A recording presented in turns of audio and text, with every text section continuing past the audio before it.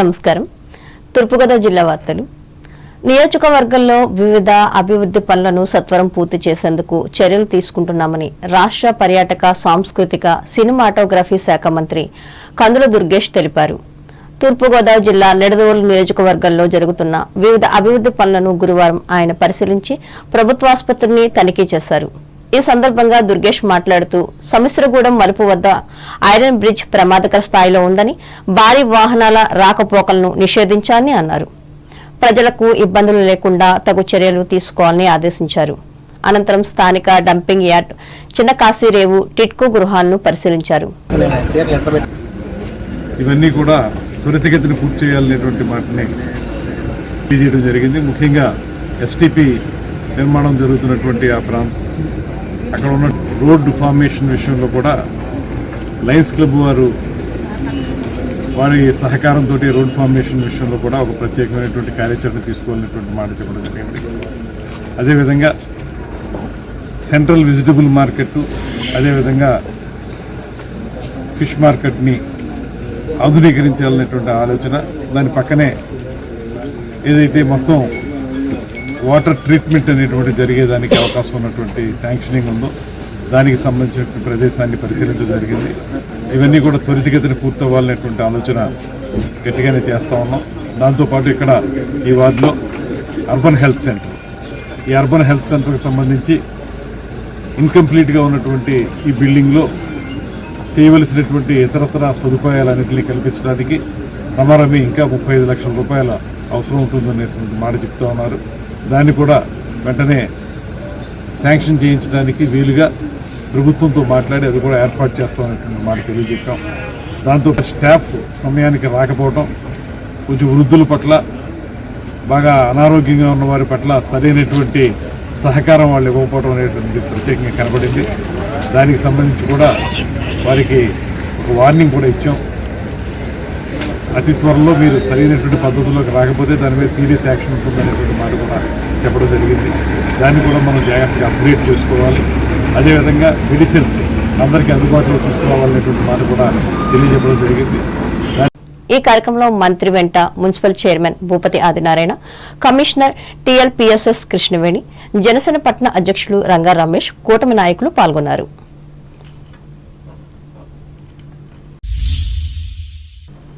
ఉండ్రాజవరం మండలం సూర్యారావుపాలెం, వడ్లూరు గ్రామాలకు చెందిన జిల్లా పరిషత్ ఉన్నత పాఠశాలలో మానవతా స్వచ్ఛంద సేవా సంస్థ ఆధ్వర్యంలో కెరీర్ గైడెన్స్ ను నిర్వహించి విద్యార్థులకు అవగాహన కలిగించారు. ఇందులో భాగంగా సంస్థ రాష్ట్ర convener, retired vice principal doctor Koduru Radha Pushpavathi మాట్లాడుతూ, నేటి మన పోటీ ప్రపంచంలో విద్యార్థులు విజయం సాధించేందుకు ప్రణాళికాబద్దంగా చదవాలని సూచించారు. మండల శాఖ అధ్యక్షులు కటారి సిద్ధార్థరాజు అధ్యక్షత జరిగిన ఈ కార్యక్రమాల్లో సర్పంచులు ఆర్ తేజస్వి, మెంటే లలిత కుమారి, ఉప సర్పంచ్ నందిన శ్రీనివాసరావు, ప్రతిభా పురస్కార convener retired principal Boyapati Ramalakshmi, గ్రామ పెద్దలు పెనుమస్స వెంకటేశ్వరరాజు, తణుకు మండల మానవతా సంస్థ అభివృద్ధి కార్యక్రమాల చైర్మన్ కటారి కాశీ విశ్వనాథరాజులు పాల్గొన్నారు.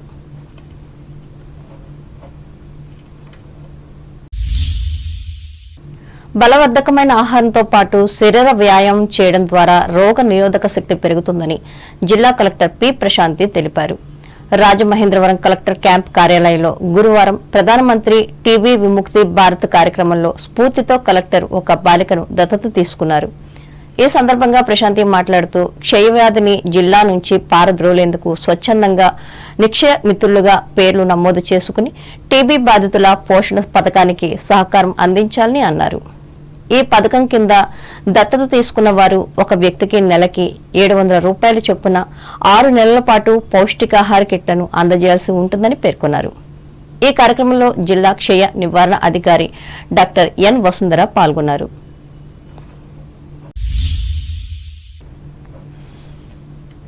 అంబేద్కర్ కోనసీమ జిల్లా వార్తలు. వైద్యం కోసం వచ్చే రోగులకు మెరుగైన వైద్య సేవలు అందించాలని కొత్తపేట ఎమ్మెల్యే బండారు సత్యానందరావు వైద్యులను సూచించారు. గురువారం ఆలమూరు మండల కేంద్రంలో కమ్యూనిటీ హెల్త్ సెంటర్లో జరిగిన అభివృద్ధి కమిటీ సమావేశంలో ఎమ్మెల్యే సత్యానందరావు, నియోజకవర్గ జనసేన పార్టీ ఇన్ఛార్జ్ బండారు శ్రీనివాస్ పాల్గొన్నారు. ముందుగా ఆసుపత్రిని పరిశీలించి రోగులను పరామర్శించి అందే వైద్య సాయం గురించి అడిగి తెలుసుకున్నారు. అనంతరం అభివృద్ధి కమిటీ సమావేశంలో ఎమ్మెల్యే బండారు పాల్గొన్నారు. ఆసుపత్రిలో వైద్య సేవల కోసం గైనకాలజిస్టు అవసరమని ఎమ్మెల్యేను కోరడంతో తక్షణమే తగు చర్యలు తీసుకుంటున్నామని హామీ ఇచ్చారు. అలాగే ఆసుపత్రికి అవసరమైన మందులు కొనుగోలు చేయాలని, కంప్యూటర్ సిస్టమ్, ఫైల్స్ భద్రత కోసం బీరువాలు, ఇన్వర్టర్ కు బ్యాటరీ వంటి పరికరాల కోసం సమావేశంలో పెట్టిన తీర్మానాన్ని ఆమోదించారు. వాటి పూర్తి చేసే బాధ్యత అభివృద్ధి కమిటీ చూసుకోవాలని ఎమ్మెల్యే సూచించారు.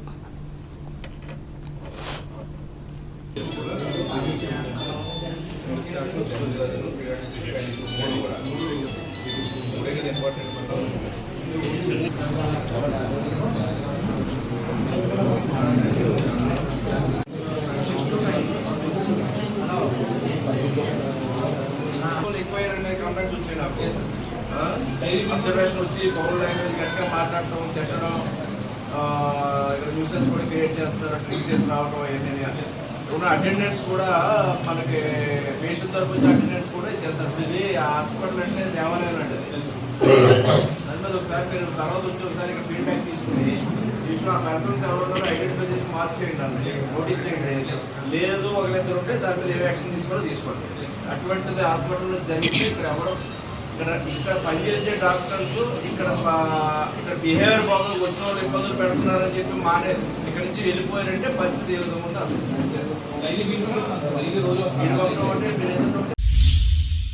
కోటి మంది తెలుగుదేశం పార్టీ కార్యకర్తల సమూహాన్ని తయారు చేసిన యువనేత రాష్ట్ర ఐటీ శాఖ మంత్రి నారా లోకేష్ అని ఈ పార్టీ పాలిట్ బ్యూరో సభ్యులు రెడ్డి సుబ్రహ్మణ్యం అన్నారు.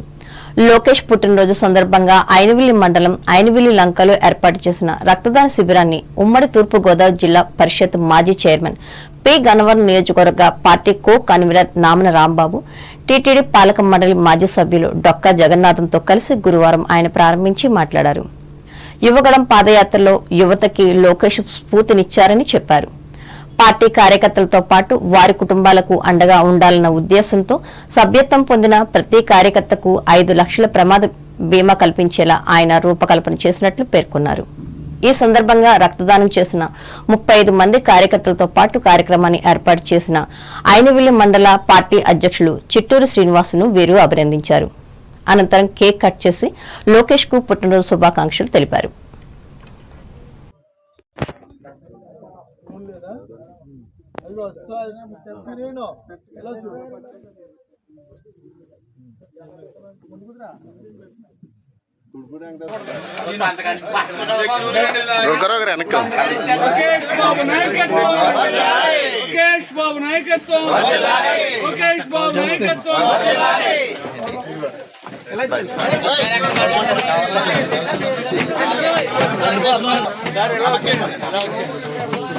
ఇక్కడికి వచ్చి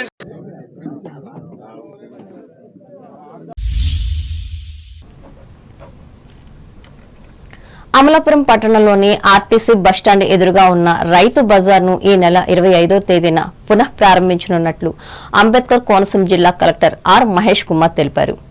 ఈ మేరకు రైతు బజార్ ప్రారంభ సన్నద్ధత అంశాలను రికార్డుల ఆధారంగా గురువారం పరిశీలించి మాట్లాడారు.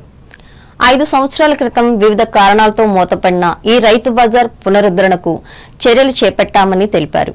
జిల్లాలోని రావులపాలెం, ఆత్రేయపురం, కొత్తపేట, ముమ్మిడివరం, ఐనవిల్లి, పి గన్నవరం తదితర 8 మండలాల్లో కూరగాయలు సాగు జరుగుతుందని చెప్పారు. ఆయా మండలాల నుండి కూరగాయలు పండించే 55 మంది రైతులే ఈ రైతు బజార్లో 55 షాపులు నిర్వహించేలా చర్యలు తీసుకున్నట్లు వివరించారు. అలాగే గ్రామ పేదరిక నిర్మూలన సంస్థ ఆధ్వర్యంలో స్వయం సహాయక సంఘాల ఉత్పత్తులైన పచ్చళ్లు తదితర స్వయం ఉత్పత్తుల విక్రయాలకు షాపులు కేటాయించినట్లు తెలిపారు. కలెక్టర్ వెంట జిల్లా joint collector T Nishanthi, Amalapuram revenue divisional అధికారి కె మాధవి, జిల్లా ఉద్యాన అధికారి బివి రమణ, డిఎస్ఓ ఏ ఉదయ్ భాస్కర్, జిల్లా మార్కెటింగ్ శాఖ అధికారి కె విశాలాక్షి, జిల్లా సహకార అధికారి ఎస్ మురళీకృష్ణ, కూరగాయలు సాగు చేసే రైతులు పాల్గొన్నారు.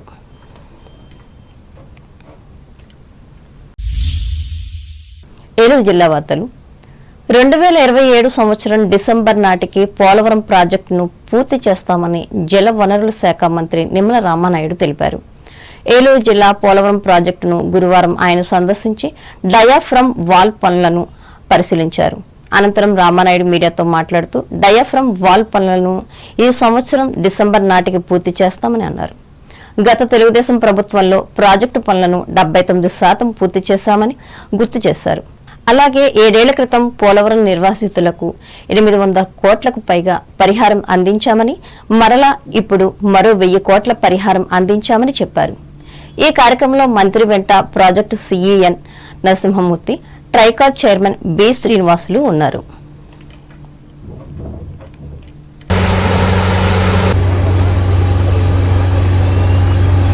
పోలవరం అంటే ఒక వరం, ఒక జీవనాడి ఆంధ్రప్రదేశ్ రాష్ట్రానికి. ఆ రోజు మనం 72% 19కి పూర్తి చేస్తే, పర్టికులర్ గా డయాఫ్రమ్ వాల్ ఆ రోజు 18 నెలలు శ్రమించి ఆ రోజు మనం పూర్తి చేస్తే 430 కోట్ల రూపాయలతోటి మరి ఆ డయాఫ్రమ్ వాల్ ని ఏ రకంగా గత ప్రభుత్వం ధ్వంసం చేసిందో. ఎందుకంటే ఈ మాట నేను కాదు చెప్తా, సాక్షాత్తు ఐఐటి హైదరాబాద్ నిపుణులు చెప్పారు. అందుకే మొన్న చంద్రబాబు నాయుడు గారు కూడా మరి ఒక షెడ్యూల్ ను కూడా చాలా క్లియర్ గా ఏదైతే ఇక్కడ డయాఫ్రమ్ వాళ్ళకు మరి జనవరి ఫస్ట్ వీక్ లోనే మనం ప్రారంభించుకోవాలనుకున్నాం కాంక్రీట్ మిక్సింగ్ అదిని. దానికి సంబంధించిన ప్రిపరేషన్ వరకు డీవాటరింగ్ కానీ, ప్లాట్ఫార్మ్స్ కానీ, గైడ్ వాల్స్ కానీ అన్ని కూడా మేము డిసెంబర్ లోనే కంప్లీట్ చేసి జనవరి 1 లో మొదలు పెట్టాలనుకున్నా.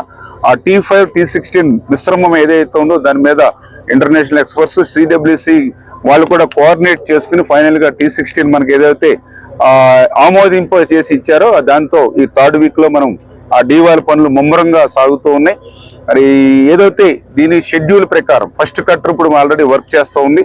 ఈ సెకండ్ కట్టర్ కూడా ఈ ఏదైతే ఈ మంత్ ఎండింగ్ కి క్లియర్ చేసుకుని రేపు ఫిబ్రవరి 1 కల్లా మరి సెకండ్ కట్టర్ కూడా డీవాల్ పనులు ప్రారంభిస్తుంది. దానికి సంబంధించి కూడా ఇప్పుడు అధికారులతో కూడా మేము రివ్యూ చేసుకోవడం జరిగింది.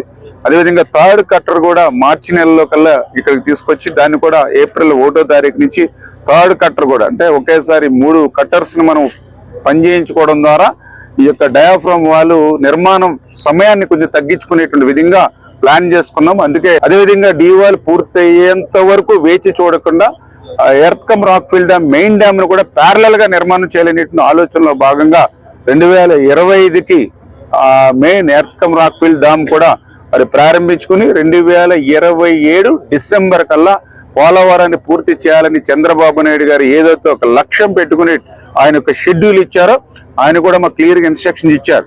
నేను వార్తలు ముగించే ముందు ముఖ్యాంశాలు మరోసారి. ఉద్యోగులు, కార్మికులు అంకిత భావంతో పనిచేస్తూ విశాఖ ఉక్కుకు పూర్వ వైభవం తీసుకురావాలి. భీమవరంలో హితవు పలికిన కేంద్ర సహాయ మంత్రి భూపతిరాజు. పశ్చిమ గోదావరి జిల్లాలో వైభవంగా రాష్ట్ర మంత్రి లోకేష్ జన్మదిన వేడుకలు. కేకులను కట్ చేసి మిఠాయిలను పంచిన నాయకులు.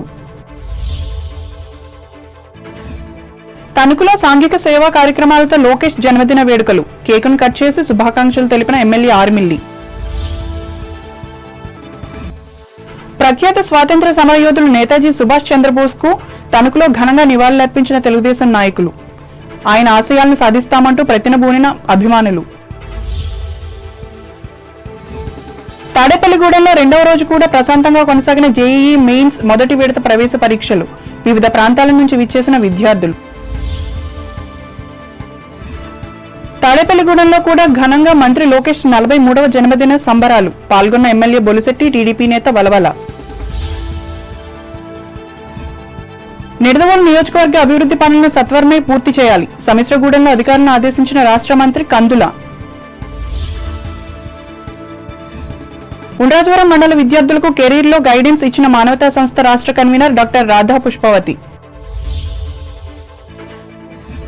రోగులకు మెరుగైన వైద్యం అందించి ఆరోగ్య పరిరక్షణకు సహకరించాలి. ఆలమూరు మండలంలో వైద్య బృందానికి సూచించిన కొత్తపేట ఎమ్మెల్యే బండారు. పీగనవరం నియోజకవర్గంలో వాడవాడల రాష్ట్ర ఐటీ శాఖ మంత్రి లోకేష్ జన్మదిన వేడుకలు. బర్త్డే కేకులను కట్ చేసిన TDP polit bureau member Subrahmanyam. రక్తదానం చేసిన 35 మంది కార్యకర్తలు.